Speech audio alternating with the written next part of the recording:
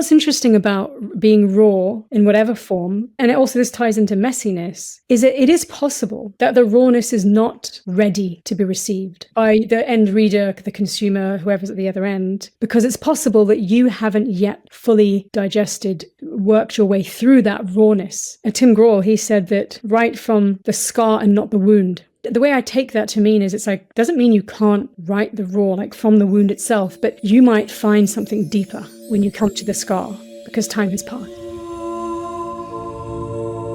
Hi, I'm Liv Nunn, and this is the mess we're in, i.e. life. Because life is, in fact, one big mess that we are all trying to make sense of and navigate our way through. The universe itself is a vast expanse of unorganised chaos. Stars are exploding all over the place, which makes me feel a sense of ease. I want to enable conversations that allow us to all embrace our mess at every level, or at least feel open and comfortable talking about it. I hope you enjoy our ramblings. Welcome. Hello. And today's episode, we have the wonderful Parul Bavishi. Hi, Parul. Hey, Liv. So happy to be here. Oh, I'm so grateful to have you. So Parul is the co-founder of the London Writers Salon. Also worked in publishing, editing. We can get into that. You can tell me all about your career history. But we're here today to talk about the messy parts of life, the messy parts of us, and just really dig into the fact that life could be classed as one big mess and contains so much chaos and so much mayhem. And the more I speak about it to people, the more I acknowledge, and we all seem to agree, that mess comes with really negative connotations. Would you say so? The word, if somebody says to you, I'm in such a mess, or that looks so messy, positive or negative? Oh, I mean, it has always, in the way that we use it today, definitely been associated with negativity. That girl's a mess. Yes. Oh, where's his head at? He just seems like a bit of a mess, doesn't he? Yeah, exactly. And in fact, there is so much mess happening all the time in our minds, around us, physically. And yes, I would definitely say, and we can drill into this, that some of it is negative and might need to be dealt with in a certain manner. But equally, I feel that there is the potential to normalize the sense of mess, or normalize at least conversations around mess, or be more open about how much mess we may find ourselves in as humans all the time, and have broader, wider, open conversations about it. So that's what I want to get into today.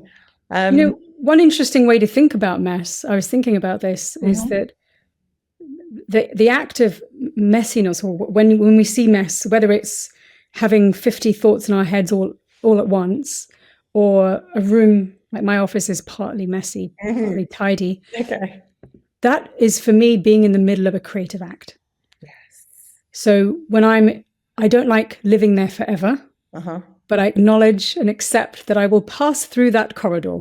Okay. Love that. Past the messy transition state. So tell me where you are at the moment. Where are you recording? And tell me about whether there is physical mess around you or not. Yeah, so I'm currently in northwest London, in a house, and I'm in my office, and the top of it is quite tidy because I've ordered it quite quickly, because I'm the co-founder of the London Writers Salon. I do a lot of things in front of the camera, and it's nice to have an orderly background. But there's definitely on the floor.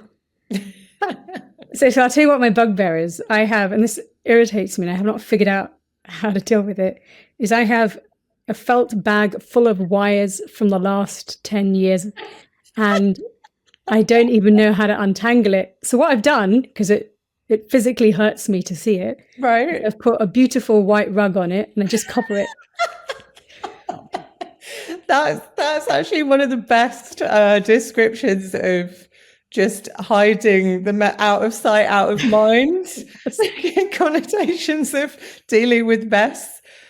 10 years worth of wires. That's a lot. I mean, it's like all the, and I feel like this is life. I feel like that bag represents life. Okay. I'm no spring chicken, and there's many wires I've accumulated, laptops that no longer exist in my life, like exes. Chargers that don't fit phones anymore, I'm sure. Absolutely. There's, devices I bought that I thought would change my life, and they didn't. Like some weird stand that like would hold up my phones at the right angle, or some lighting device. It's all in that bag. And I know I need to deal with that. But I'm going to have to dedicate some real time to get there. But in the meantime, I need to cover that up. Yes, just put it to one side.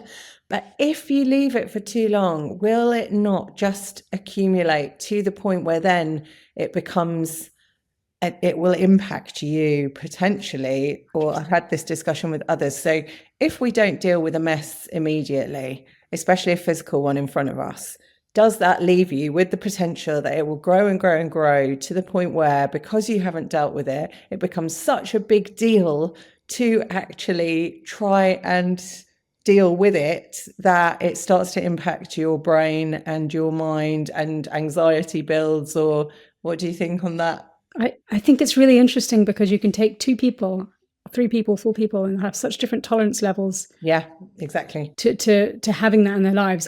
This is quite unusual for me. I can't stand seeing something like this in my room. That's why I've covered it up. Okay. But I will have to deal with it. And at worst case, I'll throw out the entire bag. I'm just being quite eco-conscious at the moment. So I was like, I can't do that. So I want to sort it out. And I think about all the different little IKEA things I'm going to get that will compartmentalize them. Yes, organizers. Totally. I went to someone's house recently, and I was actually full of envy. I was so jealous of how she manages to organize her stuff, and all the different utensils and different types of containers that were just, I was jealous of them. I was like, where did you even get these from? How do you source the ones that fit perfectly? And actually, because I invested time measuring the space. And this is something that for somebody, so I do like to feel organized. And when there is physical mess around me, it does bother me. And I do want to try and find solutions for it all. But the prospect of going to the lengths of measuring the spaces in my cupboards in order to put the right containers in them to sort, that's too much for me. You got to break it down. I think, because I'm the same. We have a new kitchen in the house, and some things I did measure, because stuff that I never thought I would want to do or have to do in my life. Mm-hmm. But at some point, I felt like I had to confront that I needed better storage space in the kitchen. Yeah. And so I just do it one at a time. I'll only do it for maybe like an hour on a weekend. And then I'm like, that's enough. Yes. In a couple of months, I'll come back. Maybe it's about trying to find scheduled, organized times of, it's like once a month, or you do it once a term if you've got children and you need to organize their things, or you do it to coincide with your working rhythms, and you actually factor in, thinking forward to organize the mess. And also always treat yourself. That's my rule. Okay. So it's either like I'll put something on that I really want to watch. So I'm like, I'm allowed to watch this. So it might be something like Love is Blind or Friends, or like really like low, just like easy. Yeah.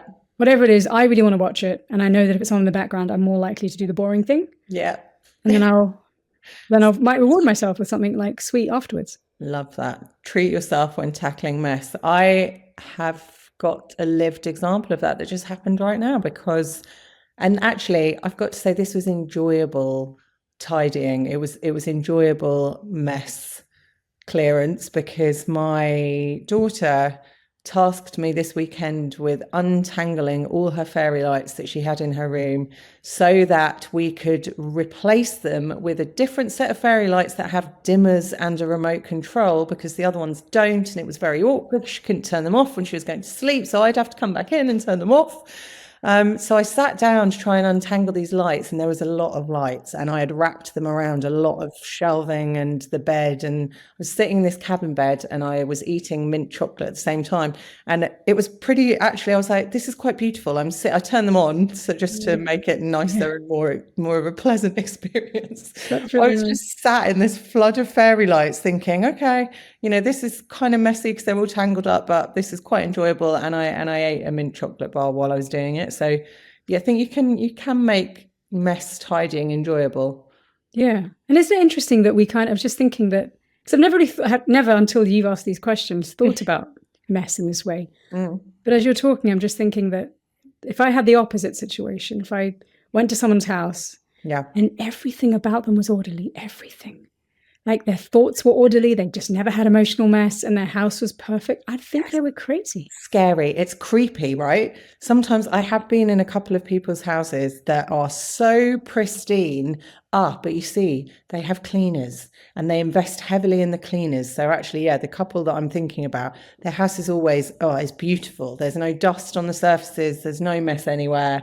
They've got 2 kids, and I've always wondered, how is this possible? And they have cleaners, and that's the solution, isn't it? I guess, is people that work with mess, and that's why they exist, because a lot of people can't deal with their own mess. And I've never thought about that to much depth, but delegation, if you can, is definitely good. But push it. I forget that film now, where the husband is abusive, and the way they indicate that in the film is that when they're in the kitchen, he opens a cupboard, and there's one tin that's out of line. I remember this. And he pushes it back, or he pulls it forward. Yeah. It's some sort of thriller. It's maybe not a horror, it's some sort of thriller, isn't it? Yeah, because she escapes. She pretends to die to escape him, and then he finds her again. That's the bit.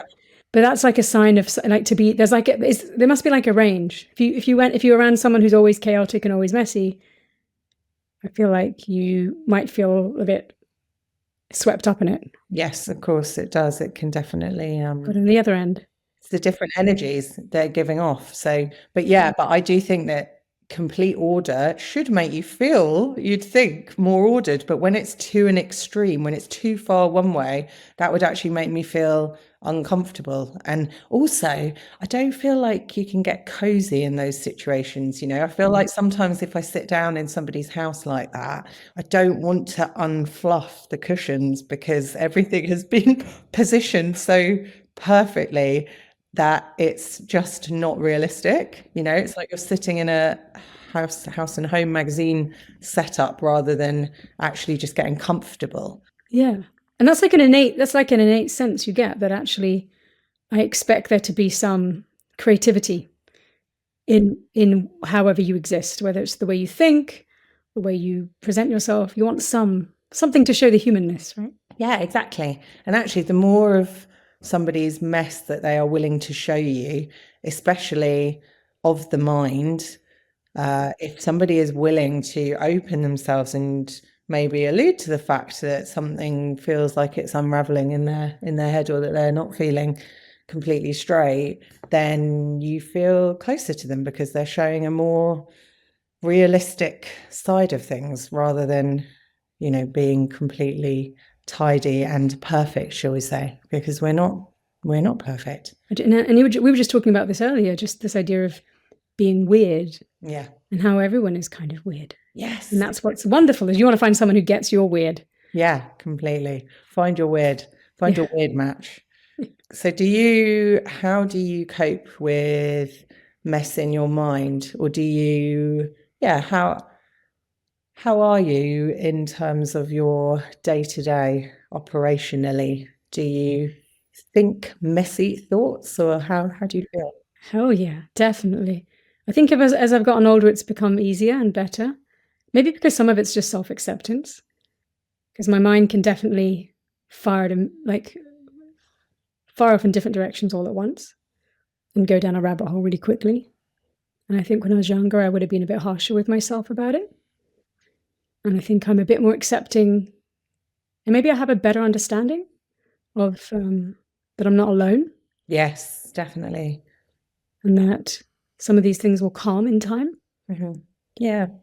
And then there's other things like I rely quite heavily on talking it out. Right. Yeah. I don't really sit with my own thoughts. I mean, I might journal on something. Yep. But I quite like other people's input, so I'll just leave voice memos for friends, or be like, you have some emergency friends, you just like, call me now. It's like an anxious situation that you just like, you're not sure why you feel what you feel, so you need to talk it out. Yeah. I really, really commend you for doing that and saying that. I think that's brilliant, because a lot of people, even people that I've spoken to on the podcast, are guilty of holding it in. And there is a time and a place, or there are people more so than others that you feel comfortable or confident probably doing that with. But yeah, there's definitely, I just think, too many instances where people are not willing to expose their thoughts to their own detriment. So it builds up and builds up. And I've been there myself. I had a period of time where I really was not being open and honest about things that were affecting me psychologically, and it was in my old job. And actually, it was for years I was not open about what was going on in my head, and it really, really did not serve me well. It did make me become ill, and if I'd have addressed it earlier, then I think might have been not completely avoided. But yes, talking it out, and it doesn't have to be to a therapist. Lots of people don't have access to therapy, sadly. So I love that. Sending, even an emergency, call me. That's great, and that for people to be able to hold you as well. And do you find now that if that situation crops up, how would you deal with it now? Oh, I'm better out than in. I actually don't feel like I can hold it all in anymore. Like I've almost gone too far the other way, and people will often receive completely random voice notes, or I call them thought notes, from me. And I've got a group with with a group. There's a group of girls. I think there's 7 of us in it, and we all went on a trip together last year to the solstice. Which solstice was it? Summer solstice. We went to the Wazing Estate. It was beautiful. Had a lovely. And since then, we all just literally, it's just like dumps. We just overshare. Sometimes I sing things.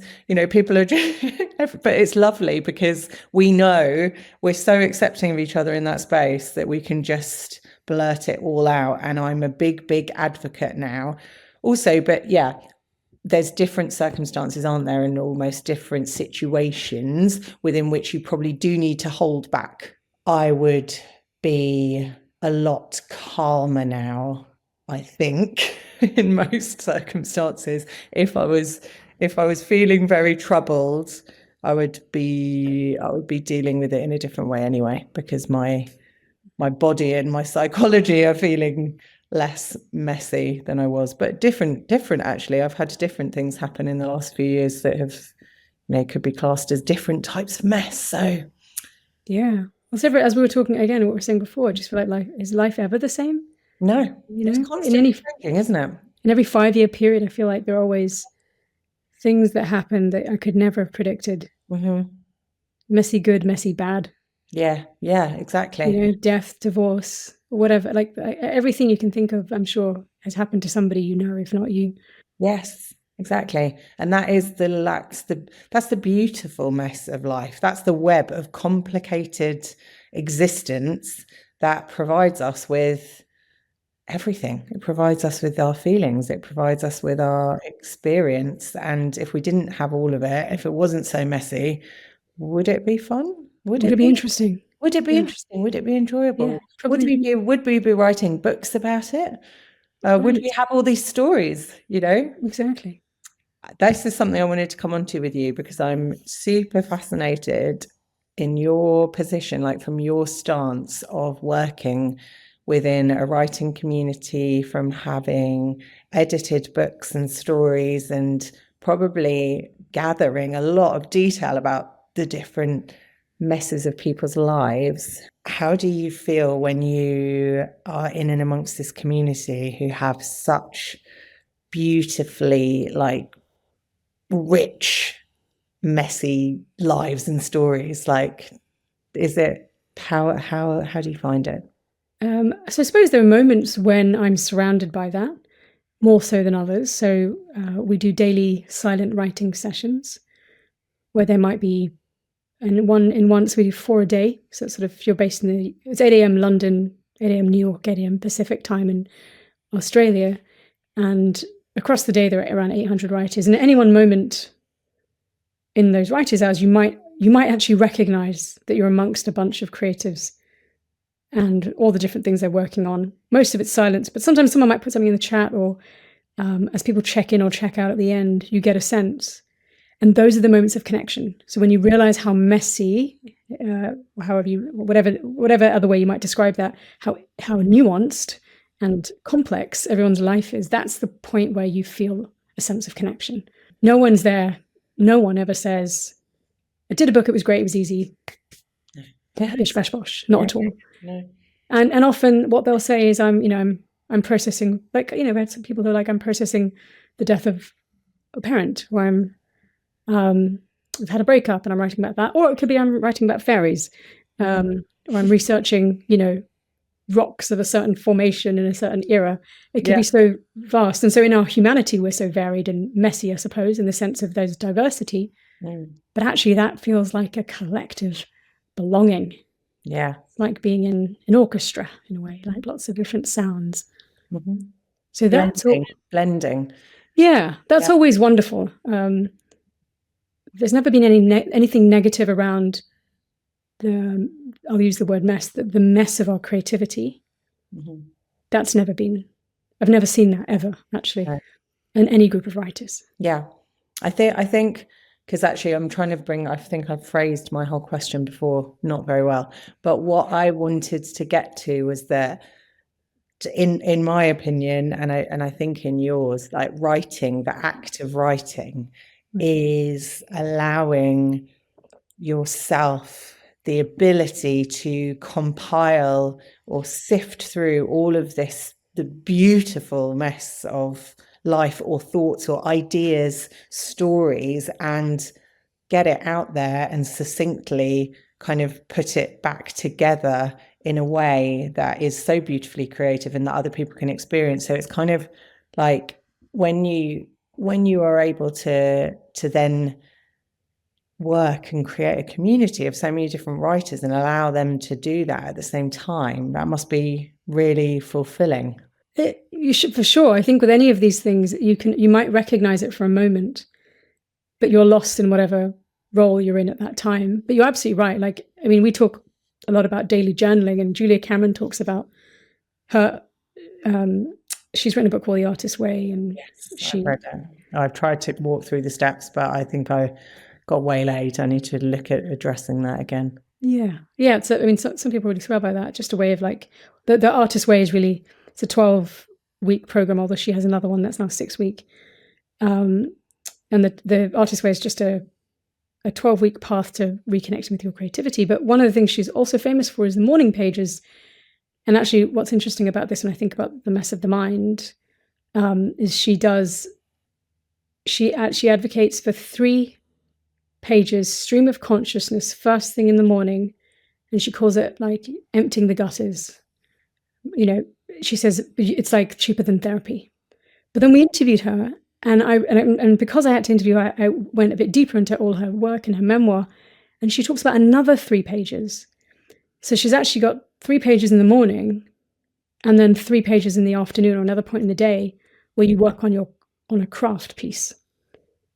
And by doing so, you're not only almost like sifting out the things that just need to be said for you, you're also bringing forth the creativity in you that needs to potentially turn into something else. And so that's still, both of those are still pretty messy, lawless places potentially, or they can be, and that's okay. Yes. Because the first one might end up just being a point of reflection, and the second one might end up being a piece.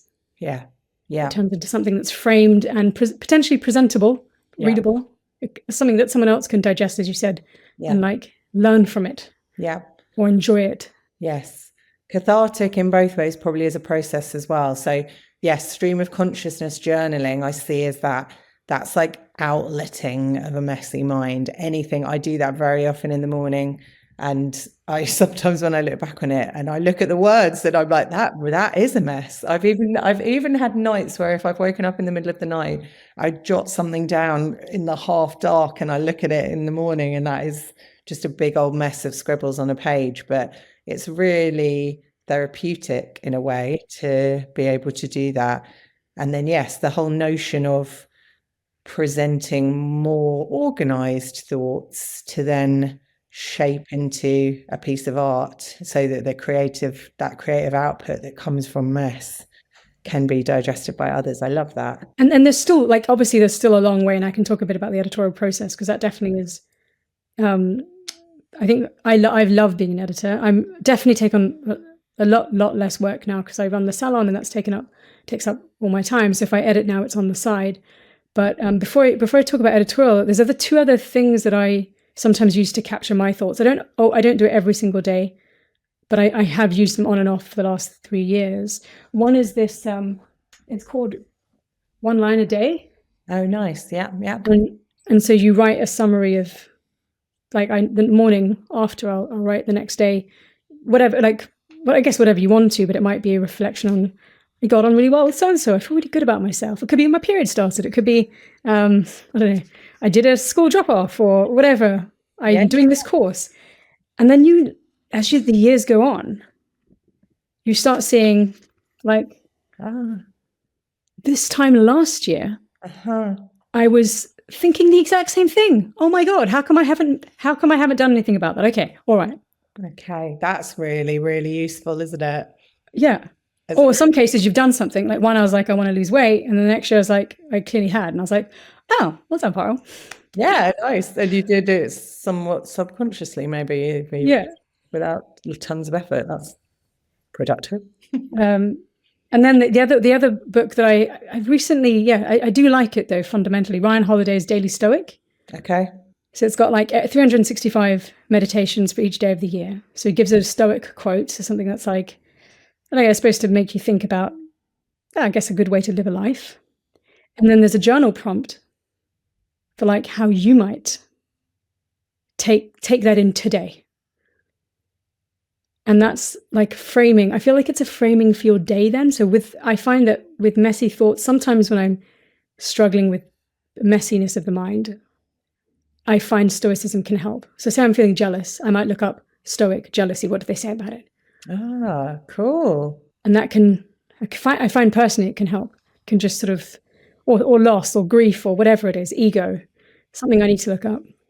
That sounds cool. I like that as a tip. Haven't heard that before.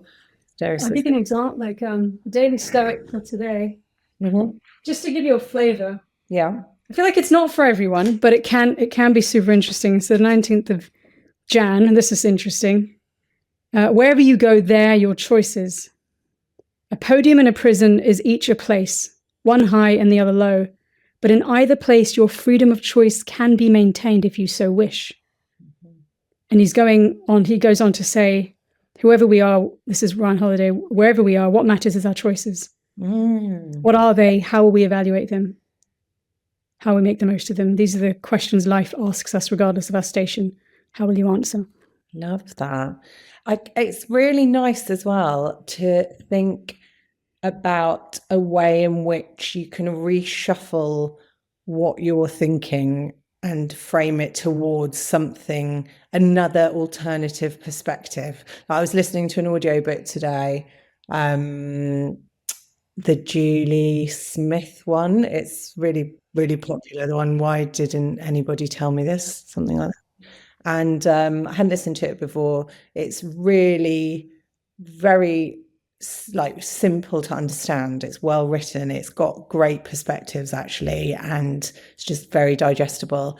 And she highlights, as you do recognize when you think about it enough, that we don't control our thoughts. And sometimes it's also not as easy as just stepping beyond your thoughts and thinking about them. We know that that's possible for all of us, but you're not always in a position or in a mood where that's possible. But having something like that prompt where it redirects you to think about, I've got freedom of choice, and perhaps can guide you away from what you're thinking to a more, you can't always just think positively either. It's not that easy. It's not just, okay, I'm having this thought. I need to get away from that thought. I need to think a positive thought. But yeah, something physical like a book or one-liners that redirect you, or an audio mantra. I have got a mantra now that I've recorded that I listen to sometimes, and it's lovely to just have that. I just press it sometimes if I'm feeling, like I need to escape my thought pattern that I've got into because I'm so prone to overthinking. I'll just be like, quickly go get my voice notes. It's really good. Listen to the mantra. Yeah, it's good to have something like that. Someone I've recently gotten into is Dr. Joe Dispenza. Oh yeah, yep. And haven't followed his material for a while, but yeah, tell me. I followed him really loosely for a while, and I kind of was like, sure, like I get this idea of like, I guess he's saying take time to meditate and use these prompts to try and get beyond yourself, which is no easy thing to do. But he's got a book called Supernatural, and he gives really solid examples. He goes into the details of the experiments he runs on his retreats.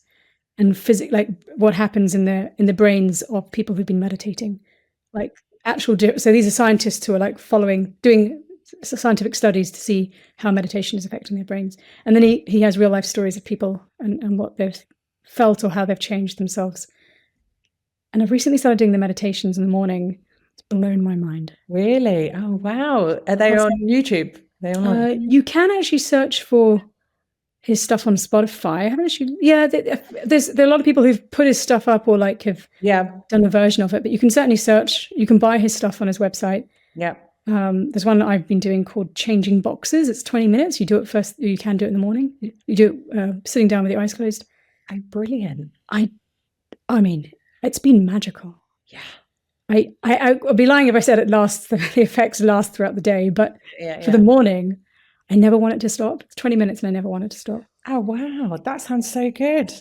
Let's mention this book and Oliver Burkeman's thinking, because you put me onto him and I loved, what's it called? Meditations for Mortals. Meditations for Mortals, exactly. And I found that so helpful, and I followed his newsletter. I think that's really relevant to this conversation, the imperfectionist, and just finding ways to live imperfectly. And I love his ethos, and I love the approach that he took in that book. And now that I'm talking about it, I can't remember all the detail, but I listened to that book chapter by chapter, and I thought, right, this is really helpful for a messy mind.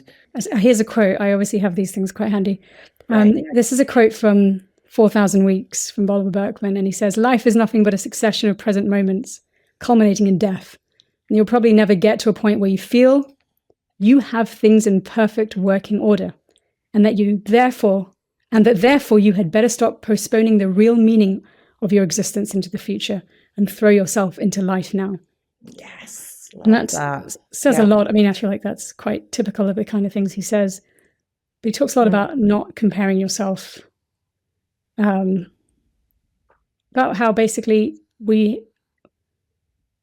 time is limited, and I guess you have to figure out, given the limitations of time and the fact that perfection is there's no such thing as being perfect. Yeah. You cannot be perfect. The minute you try to, you've already failed, because it's an impossible task. Therefore, you might as well start now. Yes, exactly. Yeah. So he talks a lot about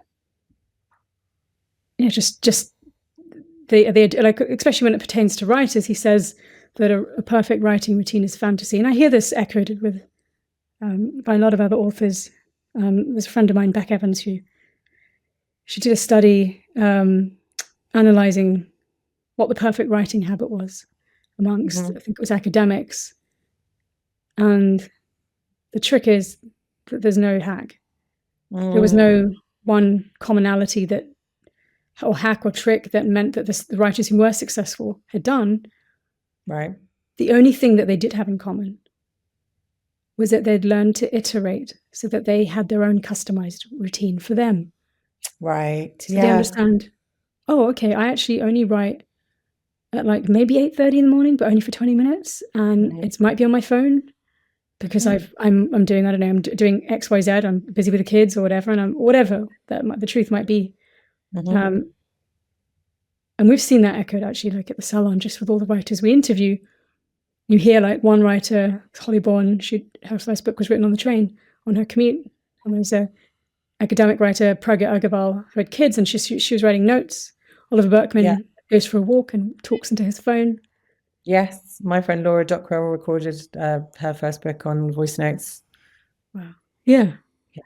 It's just whatever works, and acceptance that that's okay, and that you don't have to follow a specific pre-carved, pre-structured route to the perfect book writing format or what have you. I was just going to say there's one writer whose quote I really liked because it had the word lawless in it.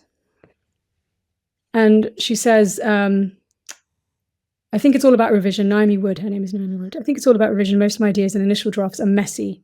Writing is a very lawless place. I think you have to be okay with uncertainty, okay with the idea that showing up and simply revising, it will get better. Lovely. I love that. I love the idea of writing being lawless and it being messy. I love, because poetry, I'm a big poet fan, and I particularly like, but you can say this across a breadth of writing, can't you? That forms now especially are really, really experimental. People are experimenting with the poetry form, just with novellas and how writing flows. It can be, like, again, just super varied, very diverse. Obviously, if someone wants to be commercial, then that's a different question. But if you're willing to if you're like true to the form and you're true to what you're writing, then and you're not trying to control any outcome, I think there's no rules in place that you have to follow. Yeah. I was listening to a podcast last night with Max Porter. I'm a really big fan of his, and he really blends the poetic style with, traditional written style. And when he was saying that grief, that thing with feathers, he was not expected for it to become such a commercial success, and then it did, because that is a real, some would class it as a difficult read. I think it's fantastic, and it just allows for so much interpretation.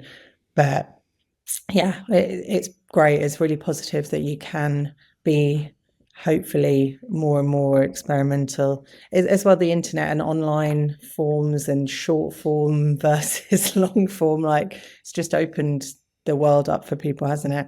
Right. But also you know that, like, when they'll come, like, in every point in time there are always different trends that emerge, or like something hits success and then loads of people want to follow in its shadow, whether that's a type of book or a type of form. So I feel like you never know, you can never predict. And particularly if you're an outlier at the edge of something, then as long as you cannot predict whether it will be received in the way you want it to. But as long as you can still win yourself, as long as you're always winning for you. Yeah. And being authentic and true to themselves. It was amazing, actually, being part of the process, witnessing Florence and the Machine when she was signed to Island Records, and that must have been so exciting. Her rise to success. Yeah, because I mean, people, I would say, could have defined her style as very messy. She was a complete outlier. Like, people were really unconvinced that she was of any commercial potential, and there was a core group of people that were just like backed her to the hilt and believed that her particular style of incredible vocals, like, they were all over the place, but it was harnessing a sound sonically that just moves you. I think sometimes messy, who was I talking to on the podcast so far? It doesn't matter, but it's back to your point about creativity. Like, you just have got the opportunity to be, I like to just class it as raw, like just the base act Yes. of getting your emotions and feelings out there. And with music, so much music can be classed as messy, you know, but it's incredible. And cacophonies of sound, messy cacophonies of sound, I think, yeah, can be beautiful. And what's interesting about being raw in whatever form, but I guess I am thinking slightly more of books, is that, and also this ties into messiness, is that it is possible that the rawness is not ready to be received by the end reader, the consumer, whoever's at the other end, because it's possible that you haven't yet fully digested, worked your way through that rawness. And so this often comes up as like, I do not write memoir. I'm writing short stories, but we have a lot of memoirists in the community, and I've interviewed quite a bunch of authors about this. And one of my favorite writers, marketeers, he heads the StoryGrid universe, which is actually all about creating order in the lawlessness of writing, which I could talk about later. I love the StoryGrid. But Tim Grohl, he said that write from the scar and not the wound, which, now that doesn't mean the way I take that to mean is, it's like, doesn't mean you can't write the raw, like from the wound itself, but you might find something deeper when you come to the scar because time has passed. Okay. Gosh, I love that. Yeah. Yeah, that's beautiful. And as I think about it, as you say it, I can say I think I believe that is true. Because when you're writing in the wound, you're not necessarily thinking about it so much, and it will just be flooding out. And in some instances, that could be great, but in some instances, it also might need an edit. Throw to you about editing and the editing process. Editing process, again, fascinating to me, because you take somebody's rawness and, well, what do you do to it? I'm sure there's lots of different styles of editing as well. Some people cut, some people move around, some people shape, some people add. What do you do? Yes, so it's super interesting because you can first make a distinction between what you might do at a publishing house, what an agent might do, and how the processes that go through there. So first of all, not all stuff that comes through, in fact, most of what comes through to a publishing house is actually not that raw, because someone might have worked through it 5-6 times. Their agent might have already worked on it. So by the time it comes to the publishing houses, particularly because they're so stressed out with time, they're accepting probably stuff that's a bit more advanced. That doesn't mean to say they don't edit it. Now, there are multiple things you can edit. I'm going to sort of ignore the smaller pieces that are more to do with like the line by line editing, or the copy editing, or the proofreading, because there are sort of smaller changes. But the structural editor, which is what a publishing house will assign you, is someone who can look at the whole and can sense where the story needs strengthening. So maybe additions made to it. Maybe the character doesn't fully make sense. Maybe the character is not fully developed. Or maybe there's a missing, like, crisis in the book. Just to say that the structural editor, their role is to think of the overall structure of a piece and be able to give the writer advice as to how to get there. So my first experience of this was when I was at Quercus. It was my first job, and because it was a tiny publishing house, I really got thrown in the deep end. So within, like, I want to say a couple of months of being there, I was given a project that was very small. I think it was like a children's book, Take a Flight. It's like a manual. I was like, if you wanted a book to explain how the airport works for a child. But I was like, I was not, at that point, it just looked like mess to me. I couldn't tell you what needed to change. I just was like, I don't know. So I leaned on an editor who had more experience than me. And then slowly, as the books as I got more and more experience with books, I'd be like co-editing with a more senior editor. I started to see the pitches myself. I could start to get a sense for what needed to change. And so that by the end of it, I would say by the end of my time in traditional publishing, I worked on, I outlined books with, like, I would hand over an outline. So an example, there's like I think it was an Andy McNabb book, and then there was a scouting book. I was like helping to outline with the ghostwriter, and then handing that over to be written. But I had a sense of what should go up and down, how the characters needed to behave.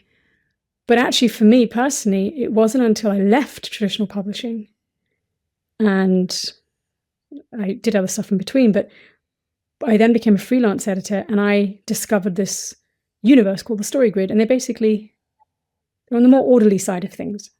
Right. So they'll sort of, a bit like you hear of the hero's journey, or you hear of this 3-act structure. You know that there's certain things that a story needs. And so I started to learn that from a guy called Sean Coyne, who's a New York editor who has lots of experience. So a simple example might be, if you're writing a love story or a romance story, there are certain things that set pieces that must be in that book. You need to have lovers meet. Lovers must meet, right? There must be a moment. How do you solve the mess of love? First of all, lovers must meet. Let's go on the apps. Lovers must meet. Okay, this is the steps of resolving any mess in love. I'm here for this. Well, I mean, you can decide how you want the love story to go. So they'll have things like that, like lovers.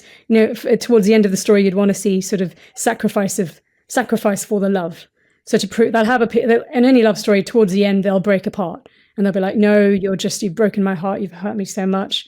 There's no way I can be with you." Think of Bridget Jones and Colin Firth. They separate, and then one of them will prove to the other. But what's interesting about this, and there are others, there are tons of other system stories, like there's Save the Cat, there's Fictionary have their own system, John York. There are loads of people who talk about structure. And this is very subjective opinion, but I feel that people sometimes misunderstand and think that this is the order, the only order that can exist. But I think they're simply signposts as you're creating your lawless creativity. They're just directions to guide you towards, and everyone can listen different. Everyone interprets differently. So as a writer, I've tried other story structures, but I always bounce back to the Story Grid. That's just, it works for me. And then as an editor, I also love it. So I use that. And I think that's great, again, as like motto for life, and our messy lives, because we cannot follow you can't just follow one structure. We're all so different. We're all so unique. We're all so completely just different. Yeah. Yeah, but that's just true. It's like I'm sure other people are like me too. I'll go through phases where I was obsessed with the Stoics, and then I pulled away from them a bit. Yeah. And then I was obsessed with Mary Oliver for a while. Oh yeah, the poet, just because of the way she wrote. Yeah. And there's also, there's all sorts of things we turn to in the way I see it is like I turn to lots of things for order all the time. It doesn't mean I'll go there. I think we have to take what we need from the information that is presented to us and take each as individuals, the things that stand out and resonate, right? Because even thinking about how many books exist or how much information that's being collated together in the self-help realm to help us through these messy lives. I was Googling recently just books about the mind or books about the brain. And, it's relentless, the amount of self-help and self-care, like information in published books that there are now out there. And you can't read them all, you can't ingest all the information, you can't use all the information. You have to just take what resonates and use the bits that have a positive impact on you, I guess. Totally. And that's word of mouth still is the best way to find out what might be good for you, because someone says, oh, by the way, I actually use this and it helped me. And you try it out, maybe it's not for you. Yeah, Interesting. But yeah, so going back to editorial, I think editorial is just making, I love editorial, but the first part of it where I'm reading, and so someone might hand me like an 80, 90,000 word manuscript, and I might mark up as I'm sort of making notes as I read along. And that bit is chaotic in my mind because I don't know what I think yet. I know I'm kind of thinking something, but I don't know, like, do I like this character, but something's bugging me and I don't know why. And it isn't until I get to the end and I then look at my notes, I'm in that messy, and the word messy middle comes up a lot in so many contexts in writing. Like we talk about the messy middle of writing, but the messy middle of editing for me is painful. Like I physically feel the pain of the chaos. And then there's this light that comes at the end of the tunnel. I'm like, oh, I got it. I got what I'm trying to say. And then I can lay it out in an order that makes sense to me so that I can be helpful. Yeah. And so That actually must take a while. Like books, they're not quick to read if you're doing it properly, I don't think. I mean, I guess, are you a fast reader? How quickly can you read 80,000 words? I am a fast reader, but you've trained to do so. Yeah, or I'd certainly trained to digest books in that way and to try and figure out what I need to pay attention to and not. I'm not so good at sort of the line by line editing. Is not my strong point because that's a lot more detail orientated, whereas the bigger picture structure I love. But yeah, the light at the end of the tunnel. But I think that's true of I feel like that's true of my life. Like I'll go through a period, and actually I went through this recently where I don't know if this is true to everyone. I'm so proud of the London Writers Salon. Such a wonderful group of, I love the writers. I love my co-founder. He's such an amazing man, and he's been such a great partner. But I'll have this feeling of, what am I doing with my life? Is this what I'm supposed to do with my life? And I can get this. I don't know if I'm the only one. No, you're not. Well, I'm definitely with you. So you have me at least by your side. Yeah. So I definitely I had sort of, and it's maybe, and in a way I thought it was a positive thing, but it certainly was messy. So I'm thinking, I definitely had some lessons come out of it for me. Like, okay, what's really going on here? What are you upset about? And I was upset because I'm not writing enough. So it's like, and also I missed editing to some degree. So I was like, well, both of these are things that you can still do. Yeah, find ways to input that back into your life, hopefully. And exactly. And it's not like I didn't know this before. And then maybe some other things like, midlife crises and babies and IVF and all sorts of other things that have been sort of entering.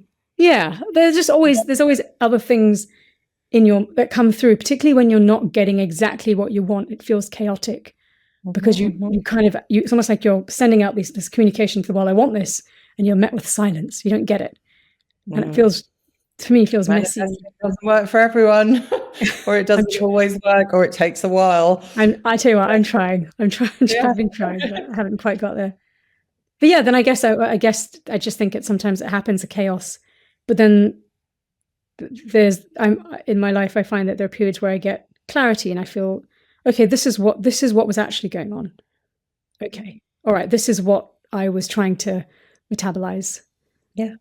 That's good that you can have those moments of reflection and see the mess has brought you through the light at the end of the tunnel. As you said right back at the very beginning, the mess brings an output that is hopefully creative or positive. You've got to get lost to find yourself.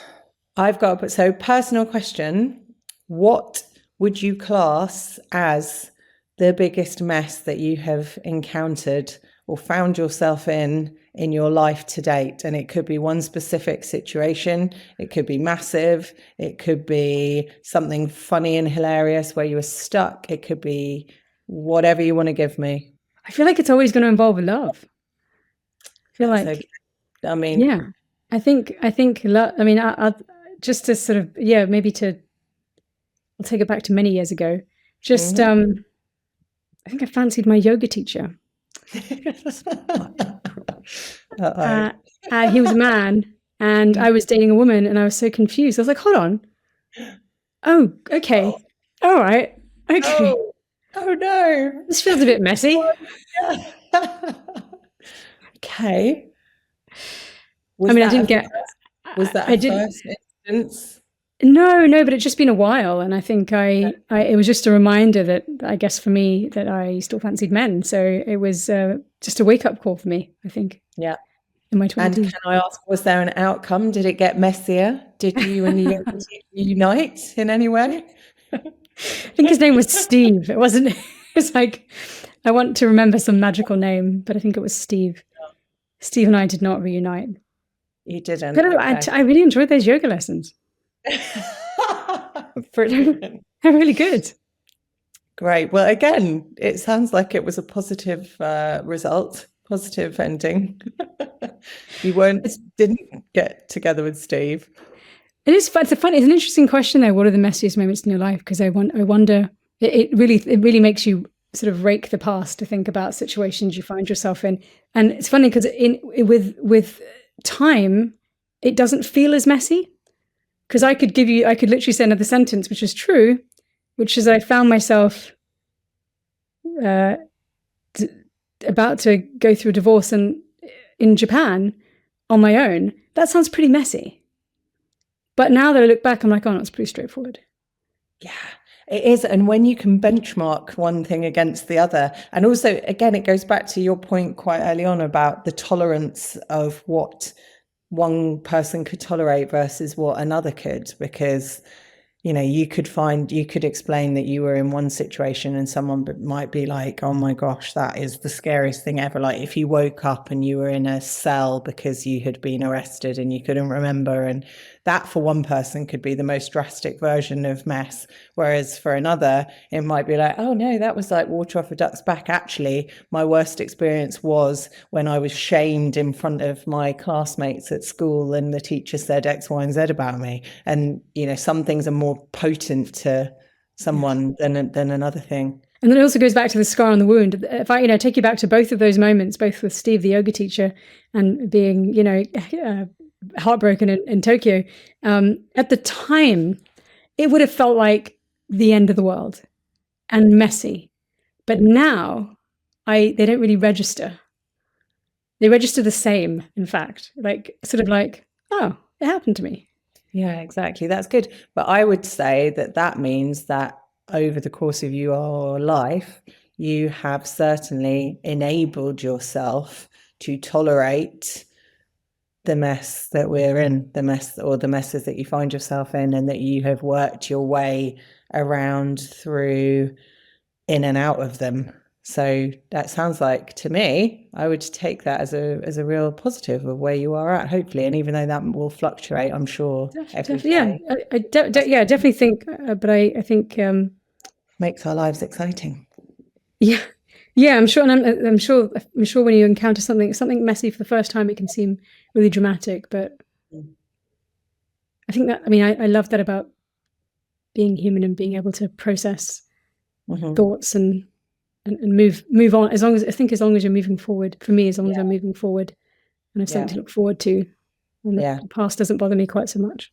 Yeah, I think the things that I would maybe put in as being very, very hard to deal with are the scenarios that are completely out of your control, and also those that involve health and the things that you just cannot, like if you get a cancer diagnosis, or if you encounter, somebody with terminal illness and it's completely out of your control, that's a different type of situation. I think that's the example that springs to mind of.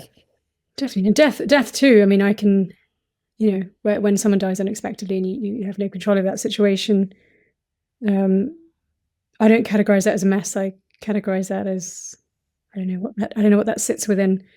It's beyond. Yeah, it's hard. It definitely isn't defined as mess. I guess that could become a messy period of your life, which has an impact on you.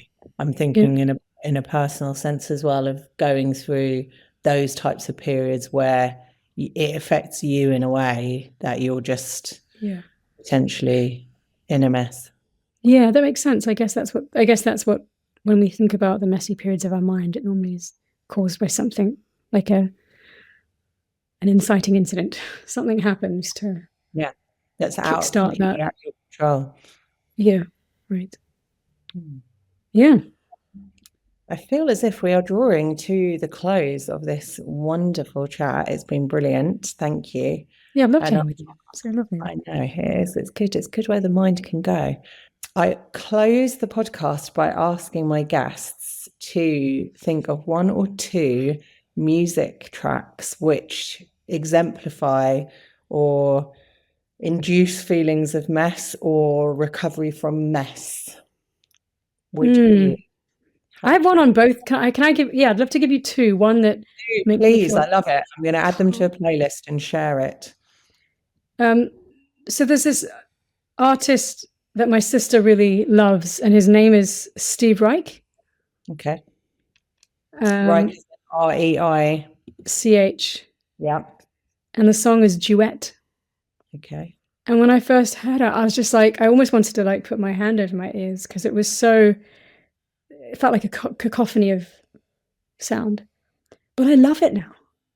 I don't know, it's something about the rhythm and the music just really kind of got under my skin. I don't know if I'm allowed to play segments, but I'm going to play a little bit. So I just found it. It sounds beautiful. Oh, but kind of like, you can hear the frenetic energy of it. Yep. And the strings sound almost pained, you know? Uh-huh.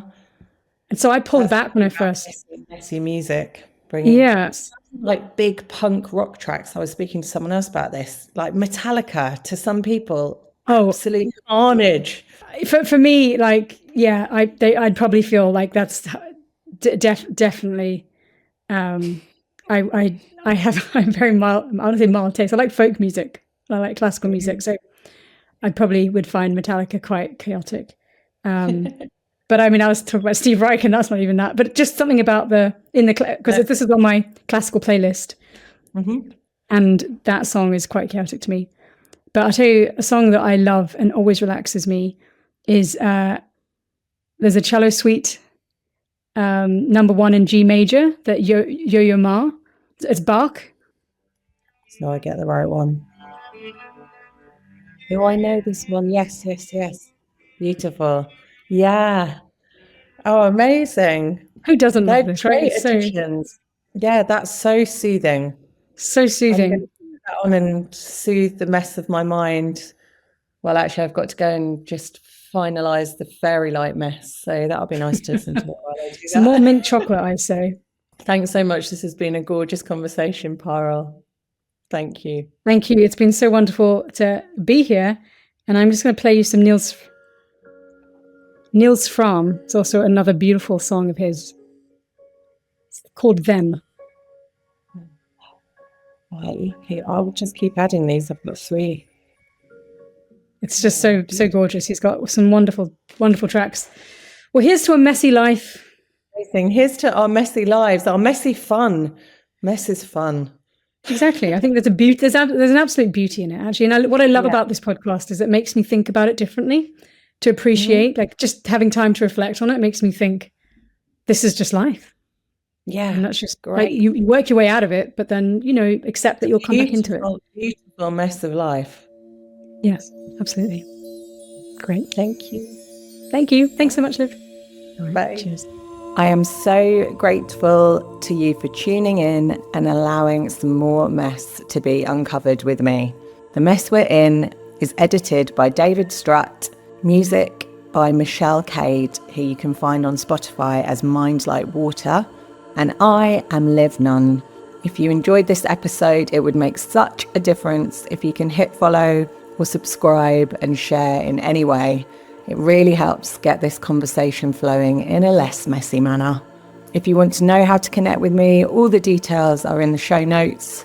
I'll be back very soon to spotlight and honour more of our messy selves. Be open, be kind, be messy.